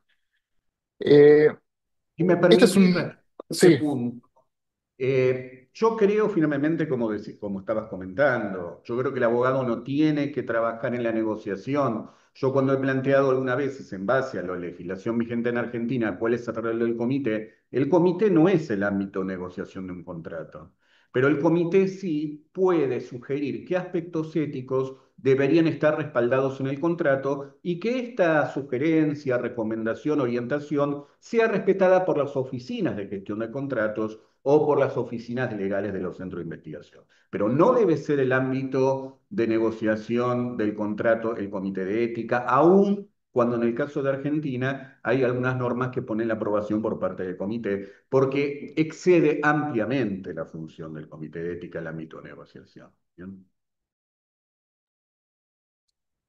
decía que el objeto de la reunión que tenemos hoy tiene que ver con presentar un modelo de contrato, de esta herramienta de la que venimos hablando, pero indudablemente todo lo que tiene que ver con seguros para la investigación se lleva una gran cantidad de las consultas que hemos tenido. Entonces, quisiera preguntarles a los dos, tal vez podría empezar con vos, Carlos, es ¿qué es lo importante que debe contener un seguro pensado para la investigación? ¿Qué alcanza a cubrir? Si cubre las responsabilidades de todas las partes o cubre solo las del equipo de investigación. Y en tal caso, ¿qué es lo más importante para ver en los certificados de cobertura de estas pólizas? Bien, creo que hay una gran confusión en general respecto del rol que tiene el seguro y cómo juega el vínculo entre la póliza de seguro y los posibles damnificados en un estudio clínico. ¿Por qué? Siempre tenemos que partir de la idea, y esto estamos todos de acuerdo, que quien responde por los daños causados por el ensayo clínico es el patrocinante. Por lo tanto, a quien le interesa tener una póliza lo más abarcativa posible es al patrocinante, porque todo aquello que no esté cubierto por la póliza, por un carácter general, siempre va a ser responsabilidad patrimonial y legal por parte del patrocinante. Bien, hay siempre algunas dudas que se plantean que son las siguientes. A ver, cuando uno, creo que había en el chat la siguiente pregunta. ¿Hay ejemplos? Estaba la pregunta sobre la activación de póliza en un país en particular. Por supuesto que hay ejemplos. Lo que pasa es que la activación de la póliza la tiene que generar el patrocinante, porque es el patrocinante que va a decir, esto se va a hacer cargo el seguro y no lo hago yo en forma directa. Por eso, ustedes van a ver que en el contrato que proponemos, como así también los contratos en general, hay una cláusula vinculada a la contratación de un seguro y una cláusula genérica en la cual se atribuye la responsabilidad por las lesiones producidas por el medicamento y los procedimientos del estudio, salvo mala praxis, al patrocinador. Esto básicamente lo que está diciendo es, el responsable es el patrocinador, pero el patrocinador tiene contratado un seguro que en manera subsidiaria va a responder cuando así sea activado por el principal interesado en que se active el seguro, que es el patrocinador. Lo que le interesa al comité de ética es que esté la responsabilidad del patrocinante y que el patrocinante tenga los recursos para poder responder. El otro problema que hay es que siempre se ha creído que cuando se contrata la póliza se agota la instancia del seguro exclusivamente en el pago de la atención de los tratamientos médicos. Esto es básicamente como cualquier póliza de seguros. Uno tiene daños emergentes inmediatos a los cuales se deben reparar las lesiones, pero esto no quita la posible responsabilidad por el resto de rubros que implican la responsabilidad civil, que no van a ser en forma directamente asignada, sino que son judicialmente dependientes. A ver, si un damnificado reclama la atención clínica por un evento adverso vinculado al estudio, se activará la póliza de seguros o bien responderá directamente por reembolso el patrocinador, eso es una decisión del patrocinador, y si además el perjudicado decide iniciar juicio, entonces los rubros que correspondan a la posible sentencia judicial abarcará o no el seguro según el seguro que contrató el patrocinante. Pero acá básicamente lo que hay que entender es que lo que hace la póliza de seguro es otorgar una indemnidad respecto del con relación, perdón, a la institución y al investigador. ¿Qué quiere decir esto? Beneficiario del seguro, obviamente, ¿quién está cubierto? El patrocinante, frente a los reclamos que se efectúen por los daños causados. A su vez otorga indemnidad frente a los reclamos que pueda realizar los damnificados hacia la institución y hacia el investigador. Quiere decir, si a vos como institución o como investigador te cae un reclamo judicial, yo a través de la póliza me haré cargo de esta responsabilidad. Entonces, es muy difícil también establecer los montos. Yo veo que hay una pregunta en relación a los montos, porque los montos no son establecidos según lo que le parece al comité, según lo que fuese en la práctica habitual. Tiene que ver con varias cuestiones. Una es el nivel de riesgo de la investigación. Otra es la frecuencia del riesgo, que tiene que ver con un cálculo estadístico. Otro tiene que ver con el valor de la vida fijada jurisprudencialmente en el Poder Judicial según las sentencias judiciales en el país en el cual se va a desarrollar esto. Entonces, por lo tanto, llegar a que el comité pueda determinar de entrada cuál es el valor suficiente y adecuado de la póliza termina siendo una tarea bastante ardua y bastante complicada de realizar. Por lo tanto, lo que le importa al comité, es decir, o a la agencia regulatoria, es decir, el responsable es el patrocinante, pero además le vamos a exigir un seguro para que tenga solidariamente la responsabilidad frente al pago. si el patrocinante tuvo la mala idea de contratar un seguro que no era lo suficiente porque no previó realmente el riesgo de la investigación y el cálculo estadístico está mal realizado, va a responder el patrocinante.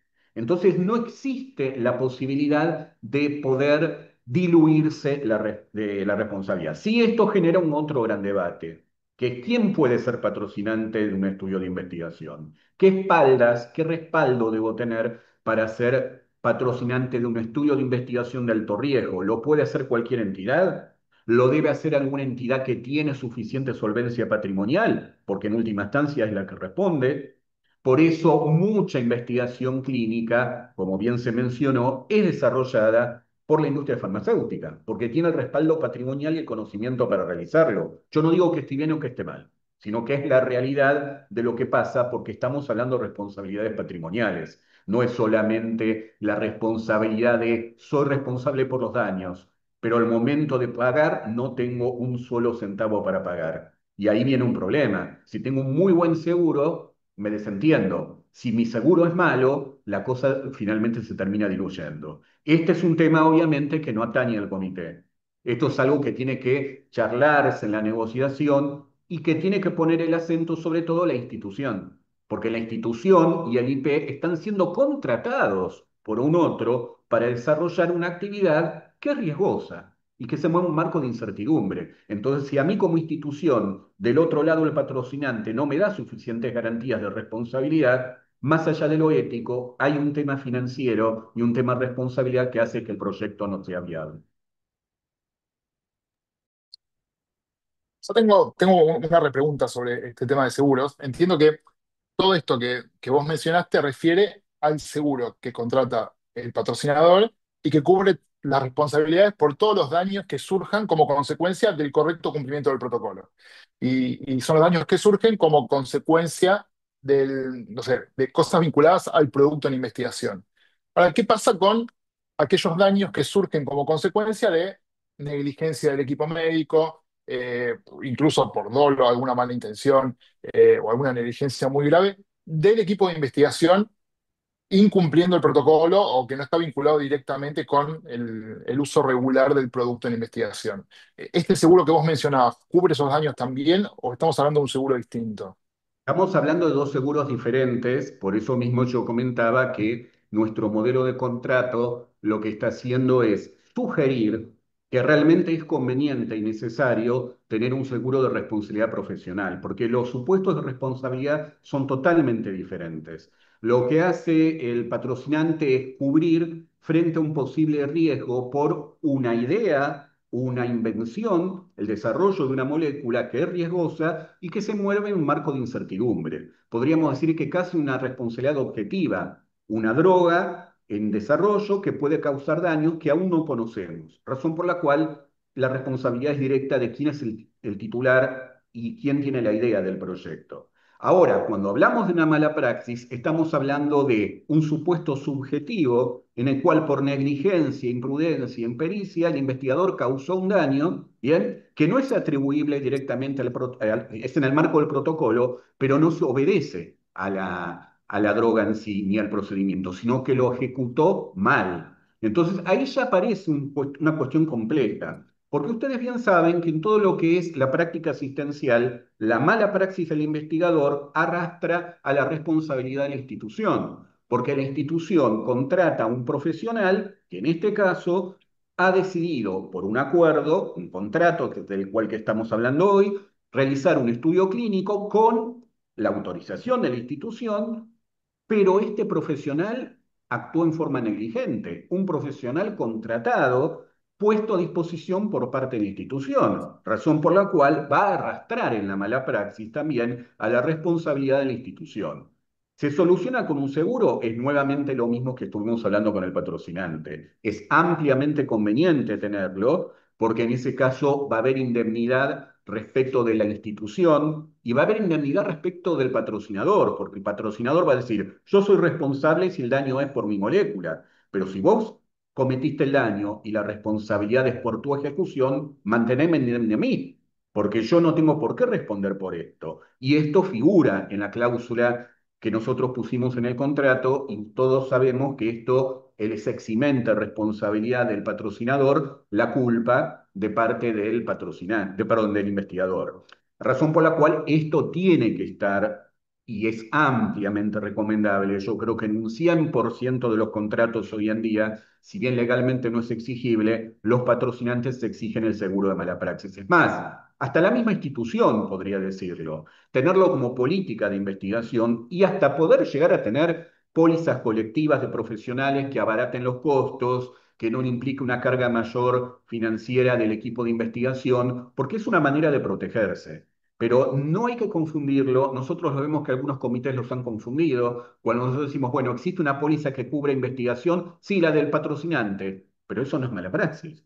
Es solamente la póliza que obligatoriamente la agencia regulatoria exige que debe estar presente para los fines de estos daños. Entonces, realmente esto tiene que estar. Y perdón, Adrián, que me vaya un poco en el tiempo, pero vos preguntaste respecto a los certificados de cobertura, etcétera. En el certificado de cobertura, lo que se ve es que quien está protegido, obviamente, protegido en el sentido de me hago cargo de aquellas indemnizaciones que le correspondían a quien contrata el seguro. Entonces, en ese sentido, diríamos que el beneficiario, porque es quien está asegurado, es el patrocinante, pero se incluye dentro de los certificados de cobertura al IP y a la institución para mantenerlo indemne frente a los posibles reclamos. Ahí ya hay que empezar a hablar sobre la vigencia del seguro, sobre el tipo de cláusula de vigencia que tenga el seguro.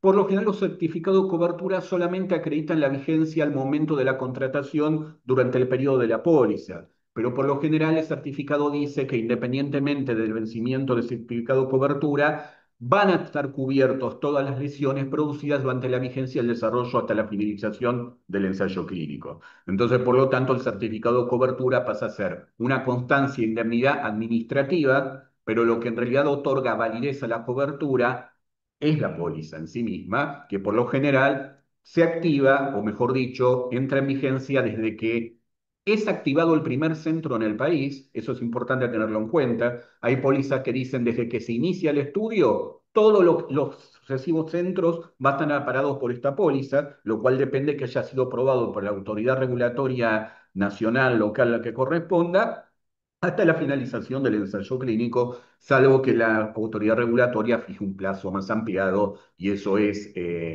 legislación dependiente. Clarísimo, Carlos. Creo que hemos agotado todo el tema seguros y respondido a todas las preguntas que había al respecto.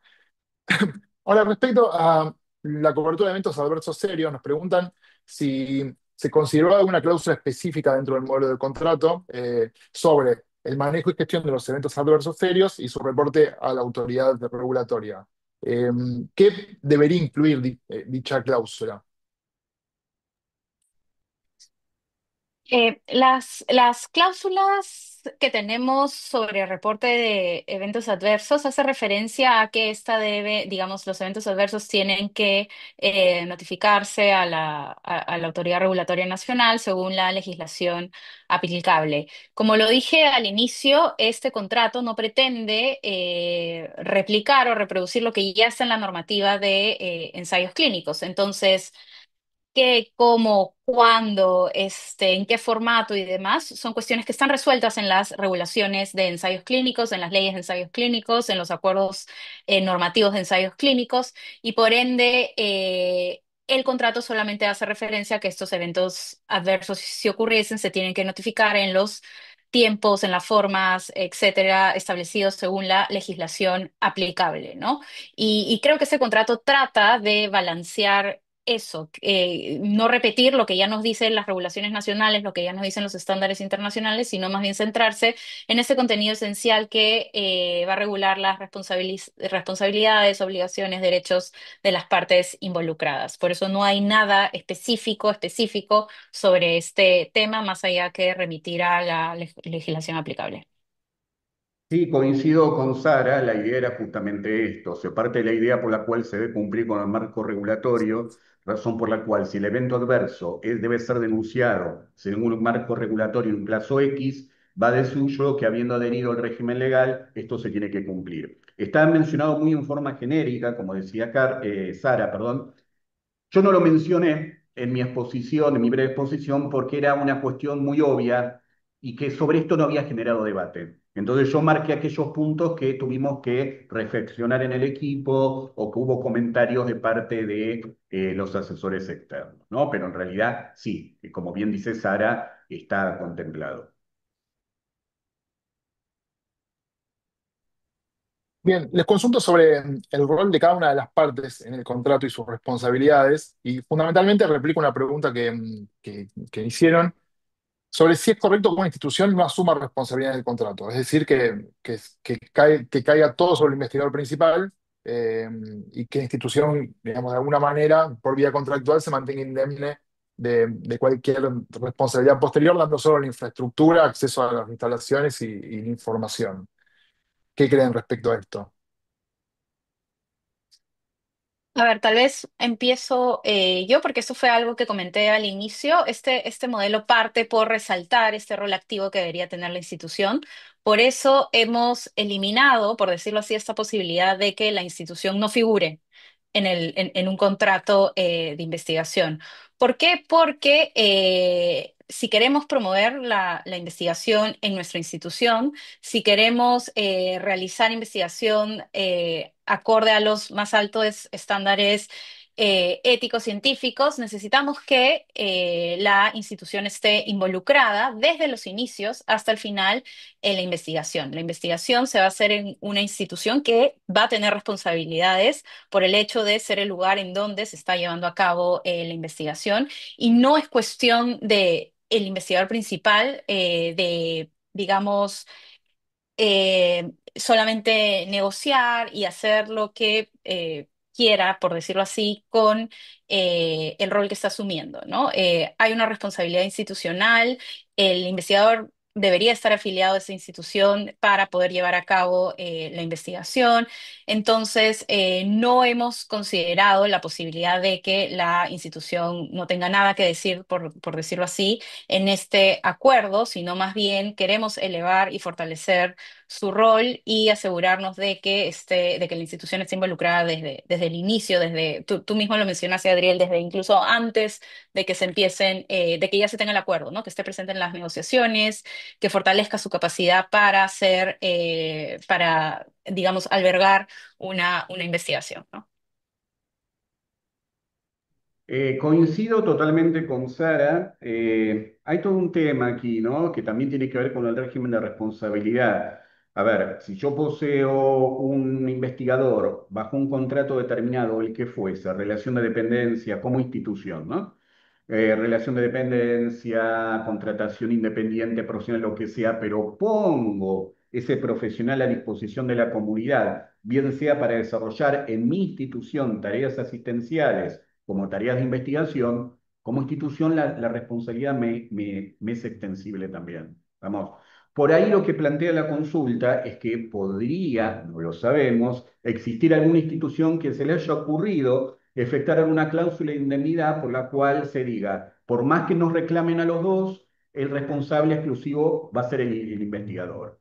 Es un tema totalmente discutible porque va a depender mucho del régimen de responsabilidad civil vigente en el país, donde hay cláusulas, cuestiones de responsabilidad que no pueden ser objeto de negociación entre las partes, y si las hay, evidentemente estamos frente a una gestión en la investigación que no es la adecuada. Por otro lado, todo lo que tiene que ver con los consensos éticos que hemos mencionado, inclusive las normas ICH, involucran a la institución como un agente necesario, razón por la cual la responsabilidad es muy difícil poder llegar a exonerarse en este sentido. Hay veces que por ahí me parece puede pasar por algún protocolo de riesgo mínimo, manejo de datos, etcétera, pero la solución es exactamente la misma. Es muy poco improbable que esto suceda y si lo plantea la institución, habría que ver si no está en contravención al régimen de responsabilidad civil vigente en el país. Les transmito una consulta que entiendo que puede depender mucho de cada legislación local y cada ordenamiento jurídico de cada país, pero tal vez en términos conceptuales generales podemos conversarlo. En los casos donde los patrocinadores no tienen una filial en el país donde se va a ejecutar el ensayo clínico, eh, y ese contrato se firma de manera internacional entre el investigador que está en el país, la institución que está en el país y el patrocinador que está en otro lugar, a través de firma electrónica. Eh, ¿Qué opinión les merece ese modelo? ¿Es un modelo posible, factible? ¿Hay algo en lo que particularmente haya que prestar atención en casos así?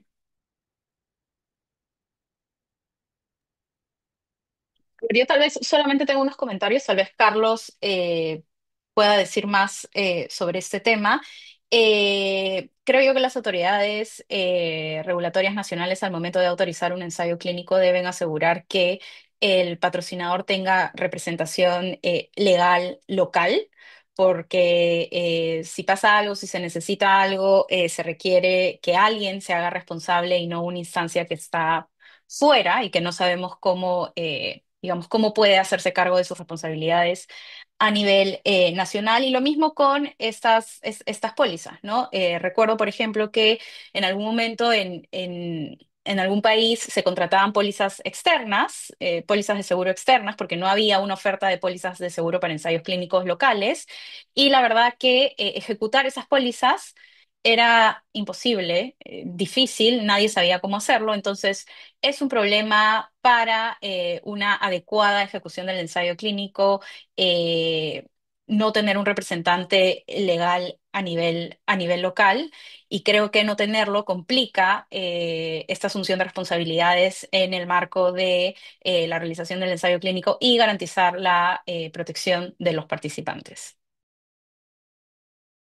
Es muy interesante lo que estaba planteando Sara, particularmente porque ha habido algunos proyectos en algunas jurisdicciones que, por ejemplo, para cumplir el rol de OIC debería estar registrado en el país, tener una representación acreditada ante el organismo de personería jurídica local, para que así tenga un domicilio legal existente en el país y que esté obligado a contratar una póliza local. Lo mismo hay jurisdicciones que en el caso de Argentina han planteado que existe un registro de organización de investigación por contrato de patrocinadores para que tengan un domicilio específico, también inclusive registrados ante áreas de investigación. El tema de la responsabilidad se rige por el lugar de ocurrencia del acto dañoso, razón por la cual no es posible llegar a establecer que el régimen de responsabilidad civil aplicable en determinado país sea aplicable en otro por este tema. Estamos hablando siempre de la responsabilidad vinculada a los daños del protocolo hacia el participante. Ahora, si nosotros hablamos de responsabilidad contractual por incumplimiento de contrato, pero me estoy refiriendo a incumplimiento porque no se cumplió con un evento adverso, etcétera, etcétera. Porque evidentemente el participante no es parte del contrato, con lo cual lo que se pacta en materia de responsabilidad y jurisdicción no le es aplicable. Por lo tanto, el régimen legal vigente de responsabilidad va a ser el lugar donde ocurrió el hecho dañoso. Ahora, cuando ocurra un acto de incumplimiento de pagos, incumplimiento de aspectos financieros administrativos, que es un tema de responsabilidad, pero contractual, ahí la cosa cambia. Porque ahí sí uno podría pactar la jurisdicción extranjera, el régimen de resolución de contratos que exista en el extranjero, pero nuestra recomendación, del punto de vista del modelo, es que sea siempre aplicable por la ley local. Por eso se pone una cláusula que diga que todo el contrato se regirá por la ley local con relación al centro de investigación. Esto es una cláusula dentro de las cuales en Argentina está establecido como mandatorio en la resolución de buenas prácticas clínicas del Ministerio de Salud de la Nación. Bien, perfecto. Tal vez como para complementar, en el modelo de contrato que después va a ser compartido, se establece esto, digamos, que deberían intervenir los tribunales con competencia en el lugar donde se realiza el estudio. En caso de dudas de interpretación, cuando un contrato está en idioma español y en un idioma extranjero, debería darle prevalencia a lo que dice la versión en el idioma oficial del país donde se está firmando. E incluso también, bueno, la aplicación de la legislación. Si bien es, eh, es algo que hay que consensuar, debería aplicarse la legislación del lugar donde se está realizando el estudio, que es la manera más clara de interpretar cuáles son los derechos aplicables a una vinculación. Bueno, quedaron muchas preguntas, me parece que es un tema que va a seguir generando y volveremos a encontrarnos y volveremos a hablar de esto todas las veces que hagan falta.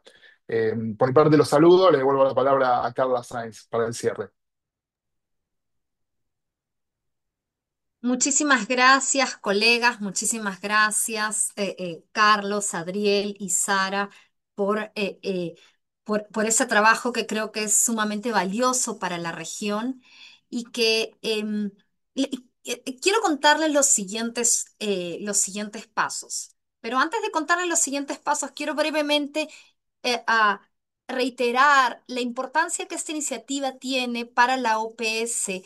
eh, en el sentido de que sabemos cuáles son los escenarios más prevalentes, sabemos cuáles son las capacidades que a veces nos están faltando, sabemos del panorama regional y creemos que esta propuesta de un modelo justo de contrato nos va a permitir hacer una transición a un mejor ecosistema de investigación en la región. Sabemos que ahora en nuestra región hacemos gran esfuerzo por hacer investigación eh, en situaciones en que muchas veces una parte cubre cosas que no le toca. Por ejemplo, los comités de ética acaban siendo trabajo que no le corresponde, sin embargo lo hacen porque no hay quien se ocupe. Este esfuerzo tiene una mirada, como en un momento dijo Sara, una mirada a una mejora, a un escenario donde las capacidades de investigación, donde el ecosistema de investigación está fortalecido y en la mejor situación para hacer investigación, iniciar investigación de la región, hacer grandes investigaciones lideradas por nuestra región que nos llevan a producir conocimiento que mejora la salud y el bienestar de nuestras poblaciones. Como próximos pasos, nosotros estamos haciendo ya una revisión del modelo que les hemos compartido el día de hoy, con una nueva ronda de comentarios de nuestro grupo de trabajo técnico. Hemos tomado nota de sus comentarios y sus consultas y quiero aclarar dos puntos. Un primer punto es que el producto en el que estamos trabajando es como han mencionado mis colegas, algo que responde al escenario más prevalente, a las necesidades más apremiantes de nuestra región.